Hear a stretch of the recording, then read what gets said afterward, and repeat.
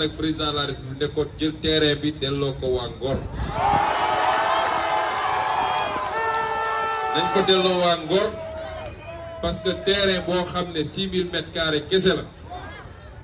mu war a andi musiba ba ñu ne bakkan rot na fi loolu dara jaru ko te ñoom buñ ci xeexee ba am tollu foofu dafa fekk terrain bi am lu mu représenté ci ñoom comme nag ab école rek lañ fi bëgg a defar muy loo xam ne njëriñ la ci société bi nañ leen delloo terrain bi waaye nag yéen waa Ngor xam ngeen ni Ngor mënul ñàkk sécurité faaw ñu am fi loo xam ne gendarmerie dafay mën a teew pour la sécurité de Ngor parce que Ngor ak île de Ngor yéen ñëpp xam ngeen li fi xew kon moo tax it am na leneen lu ne ci gannaaw loo xam ne faaw rek ñu libéré ko